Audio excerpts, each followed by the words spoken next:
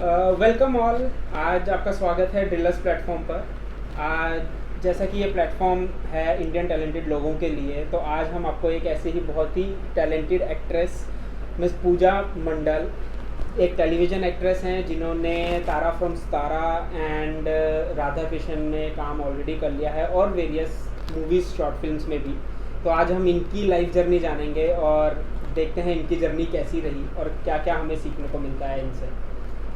Welcome, आपका बहुत बहुत स्वागत है डीलर्स प्लेटफॉर्म पर। तो आप पहले तो अपने बारे में कुछ बताइए कि आप कैसी आपकी अर्ली लाइफ रही, आप बचपन से कैसे कहाँ पे पैदा हुए, कैसा हुआ? मेरा जो मैं अपने जन्म से बताती हूँ मैं कि मेरा बर्थ था कहाँ हुआ। मैं बेसिकली मेरा जन्म बिहार में हुआ। मैं वहाँ पे कुछ साल रही, 2-3 साल, मतलब बचपन के कुछ 5-6 साल में रही। फिर उसके बाद में मैं दिल्ली शिफ्ट हुई। दिल्ली में हम लोग बचपन से मैं दिल्ली में ही हूँ। करीब जब मैं 6-7 साल की थी तब से मैं दिल्ली में ही हूँ। उसकी मैं क्वालिफ़िकेशन वगैरह स्कूल कॉलेज मैंने सब वहीं से किया। उसके बाद में फिर मैंने बहुत सारी जॉब किया, बस ऐसे ही कि लोग कर रहे हैं, मेरी फ्रेंड्स लोग कर रही है तो मुझे भी करना है, तो मैंने बहुत सारी जॉब किया। उसके बाद में फिर कुछ ऐसा लगा कि हाँ, मुझे इन चीज़ों में खुशी नहीं मिलती थी। मैंने बहुत सारी जॉब चेंज की अपनी, लेकिन मुझे वो खुशी नहीं मिलती थी कि सुबह जाओ, पूरे दिन ऑफिस में रहो, बॉस की चिक सुनो, इतना प्रेशर होता था। फिर रात को आओ, थके आ रहे, खाओ पियो, फिर सो जाओ, फिर नेक्स्ट डे वही सेम शेड्यूल। लेकिन वो कहीं ना कहीं कुछ मिसिंग था लाइफ में, कुछ तो था जो मुझे लग रहा था कि नहीं, कुछ तो है कमी। फिर ऐसे ही कहते हैं ना कि हो जाता है कभी कभी, जिस चीज़ का आप चाहते हो वो मिल जाती है, कभी न कभी भगवान हमें उस चीज़ के रास्ते पे ले जाता है। तो ऐसे ही किसी एक पर्सन से मेरा कांटेक्ट हो गया सडनली। ऐसे ऑटो में हम लोग जा रहे थे तो उधर, तो उसके बाद में फिर उन्होंने अपने मूवीज़ वगैरह के लिए मुझे ऑफ़र किया 1 साल बाद। तो बस वही फर्स्ट टाइम था जब मैं अपने मीडिया लाइन के लिए, फ़िल्म इंडस्ट्री के लिए मैंने अपनी जॉब छोड़ी, अपना सब कुछ छोड़ा उस समय, और फिर मैंने इस लाइन को जॉइन किया मैंने। तो वो मेरी फ़र्स्ट मूवी थी। वो एक्चुअली एक भोजपुरी मूवी थी, फर्स्ट थी, लेकिन वो किसी कारण से मैंने बीच में छोड़ दिया। मैंने कुछ प्रॉब्लम हो गई थी तो मैंने ही छोड़ दिया मैंने वो मूवी को। फिर बाद में धीरे धीरे मुझे कुछ न कुछ नए नए ऑफ़र्स मिलते गए। लोगों ने मेरे टैलेंट को पहचाना, देखा कि नहीं, लड़की अच्छा करती है, अच्छा काम करती है, तो उन्होंने मुझे सामने से बहुत ऑफ़र्स किए कि आपको ये गाना करना है, आपको ये मूवी करना है, आप करेंगी क्या? तो मैंने भी, उस समय मेरा स्टार्टिंग था, मुझे बहुत अच्छा लगता था कि नहीं चलो भाई, लोग मुझे बोल रहे हैं, मेरे को मतलब अप्रिशिएट कर रहे हैं, तो मैंने हाँ बोलती गई। मैंने करा बहुत बहुत 2-3 साल मैंने इस लाइन को दिया। मैंने दिल्ली में रह के, कभी हमारी शूटिंग यूपी में होती थी, कभी बिहार, कभी पंजाब, ऐसे हम लोग जाते रहते थे हमेशा। मैंने बहुत ट्रैवलिंग किया इस चीज़ को लेके, लेकिन फिर भी वो एक, कहते हैं ना, एक पहचान जो मिलना होता है वो नहीं मिल पा रही थी मुझे। फिर मेरी एक मूवी थी, मैंने तलब करके एक मूवी थी, मेरी हिंदी मूवी थी, वो मेरा यूपी में शूट हुआ था। तो जब पूरी मूवी शूट हुई तो फिर मेरी जो वॉइस थी, मतलब डबिंग के लिए मुझे मुंबई बुलाया गया था। तो फर्स्ट टाइम मैं 2016 में मैं मुंबई आई थी। मैं अपना डबिंग करके मैं वापस चली गई फिर मैं, और फिर उसके बाद मैं आती रही, फिर 1-2 महीने रुकती थी, फिर मैं चली जाती थी। लेकिन हाँ, ये है कि अभी इस बार आई हूँ तो थोड़ा तो अभी मुंबई नगरी जो हर टैलेंटेड लोगों को अपने अंदर समाये बैठी है, हर टैलेंटेड लोगों को बहुत सारे चांस देती है। अब वहाँ पे आप आए हैं और अपने आप को और ज़्यादा सीखने और टैलेंट एक्सप्लोर करने और दिखाने लोगों को अच्छे प्लेटफॉर्म पे दिखाने के लिए। तो बहुत ही शानदार जर्नी रही है अभी तक आपकी। तो अब हमारे दर्शकों को ये बताया जाए कि आपने कैसे चुना कि आपको मॉडलिंग या एक्ट्रेस ही बनना है, या कोई तो एक होता है ना, किक स्टार्ट मिलता है किसी चीज़ से कि आपने शुरू किया। मैंने ऐसा किसी को देख के मैं ऐसा नहीं थी कि मेरे को इंस्पायर हुई, चाहे मोटिवेशन हुआ, मेरे को ऐसा कुछ था नहीं। लेकिन हाँ, बचपन से मेरे मन में ये था कि यार हर कोई एक नॉर्मल लाइफ जीता है, कि वही मतलब 9 से 5 वाली हाँ, 9 से जिंदगी 5 आपको वाली नहीं नहीं पसंद, जीनी। हाँ नहीं बिल्कुल, जीनी। 9 से 5 वाली लाइफ मेरे को नहीं जीनी है, बिल्कुल भी नहीं जीनी। क्योंकि फिर मुझे कहीं ना कहीं ऐसा लगता कि नहीं, मैं अपनी फ्रीडम, जिस चीज़ के लिए मैं आई हूँ, मैं वो नहीं कर पा रही हूँ। अगर यही करना है तो फिर यार एक हाउस बन के घर बसाओ यार, क्या ज़रूरत है इतना टेंशन लेने की। लेकिन हाँ, हम अपनी लाइफ को आए हैं इस दुनिया में तो कुछ ऐसे तरीके से जिए कि कुछ अलग हो, हमारे जाने के बाद भी लोग हमको याद रखें। हाँ, तो फिर इसीलिए मेरे अंदर शुरू से था कि मुझे फेमस होना है, मुझे टीवी पे आना है।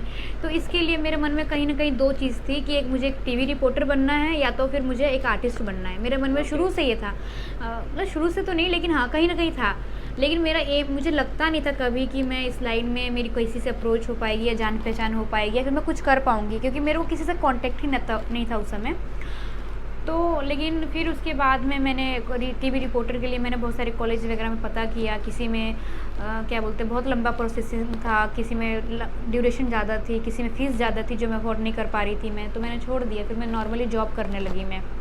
उसके बाद में फिर इसी लाइन से रिलेटेड एक दो पर्सन मिले मेरे को जिन्होंने मुझे आगे किया, तो मेरे को लगा कि हाँ अब मैं टीवी में एक फेमस आर्टिस्ट बन सकती हूँ मैं, मेरे को लोग देखेंगे, मेरे को पहचानेंगे। तो वो एक जुनून था जो हुआ और स्टार्टिंग हुआ, तो अभी तक ख़त्म नहीं हुआ, टचवुड कभी होगा भी नहीं ख़त्म। बिल्कुल। तो आप एक नॉर्मल मिडिल क्लास फैमिली से बिलोंग करती हैं, जिसके कोई लिंक नहीं थे इस लाइन में, बिल्कुल कुछ कोई नहीं भी था। नहीं, कोई दूर दूर तक तो कोई नहीं था। सारी स्ट्रगल्स खुद करी हैं। तो जी। अभी आपके ने जिस हिसाब से अपना बताया कि इतनी स्ट्रगल आपको करनी पड़ी, आपने सब कुछ हिट एंड ट्रायल खुद किया, कॉलेजेस में जाके पूछा कैसे करना है, क्या सब कुछ करना मैंने है, खुद से किया। राइट। तो अभी आप अपनी उन स्ट्रगल्स को कैसे ओवरकम कर रही हैं जो आपने अब तक फेस किया है, जो आपका ड्रीम है उसको पाने के लिए आप लाइफ कैसे हाँ, ओवरकम कर रही हैं? लाइफ में एक्चुअली क्या है ना, स्ट्रगल हमारा कभी ख़त्म नहीं होता।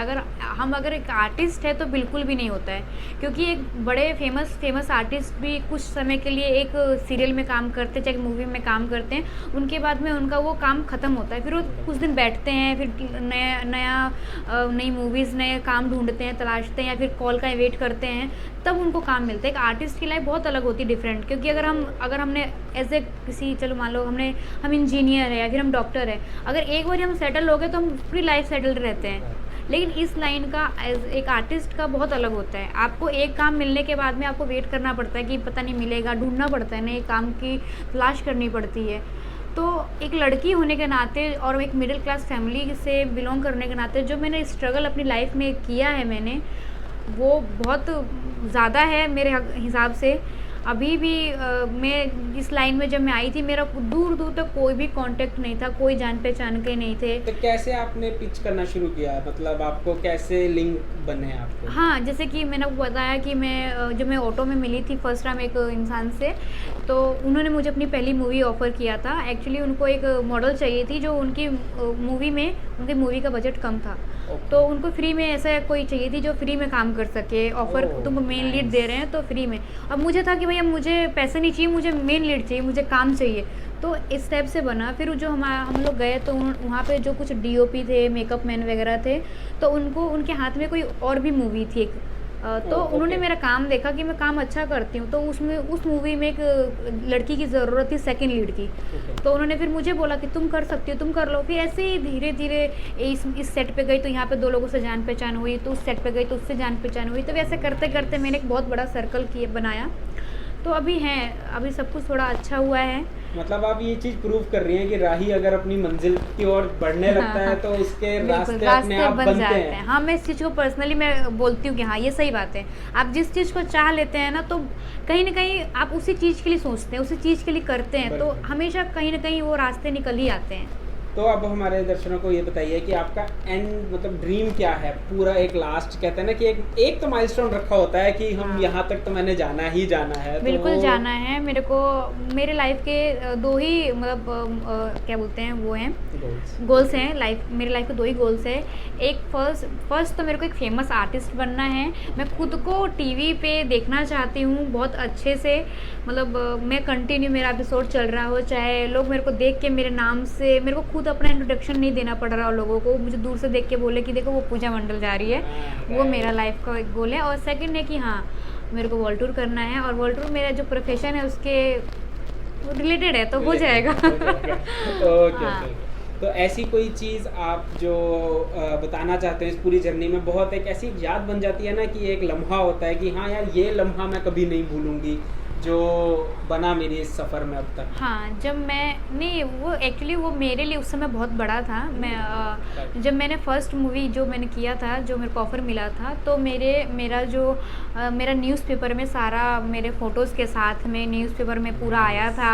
मेरी सारी डिटेल्स आई थी, मैं कहाँ से बिलोंग करती हूँ, किधर से हूँ, क्या करती हूँ, पूरा लंबा सा मेरा फ़ोटो था उसमें, और पूरा मेरे बारे में लिखा गया था। और शायद वो दैनिक जागरण करके था शायद। वो मेरे लिए बहुत वो ऐसा पल था कि मैं सबको खुशी खुशी नाच नाच के दिखा रही थी कि देखो देखो देखो, और बहुत खुश थी मैं। वो मेरे लिए बहुत, वो पहली खुशी थी मेरी लाइफ की। हाँ, नाइस, बहुत इस बढ़िया। लाइन में। तो अभी तक आप किन किन सीरियल्स में और किस किस मूवीज में काम कर चुकी हैं, कितनी मूवीज में हाँ, कर चुकी हैं? मैंने कुछ काउंट बता मैंने 2-3 भोजपुरी मूवीज़ में किया है। उसके बाद में मैंने एक बंगाली मूवी किया जिसका नाम था प्रिया आई लव यू, और मैंने हिंदी मूवीज़ किया जिसमें तलब थी, जो रिलीज़ भी हुई 8-9 स्टेट में रिलीज़ भी हुई वो, ओह नाइस। और मुंबई में भी रिलीज़ हुई थी, तो हाउसफुल था, मेरे को बुलाया गया था, लेकिन मैं उस समय दिल्ली में थी, मैं आ नहीं पाई।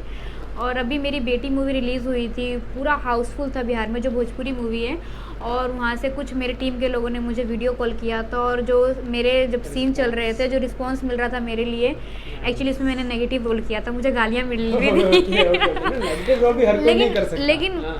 खुशी हुई कि मेरे नेगेटिव रोल को इतना तो असर हुआ कि लोग मुझे गाली दे रहे हैं, मतलब मैंने अच्छा किया है। Right. हाँ, तो उसके बाद में फिर मैंने यूट्यूब के लिए बहुत सारे हिंदी हरियाणवी प्रिंट शूट किए मैंने, लेडीज़ वेयर के, इसकी टी शर्ट हो गया, टॉप हो गया, 1-2 इस टाइप के शूट किए हैं मैंने अभी।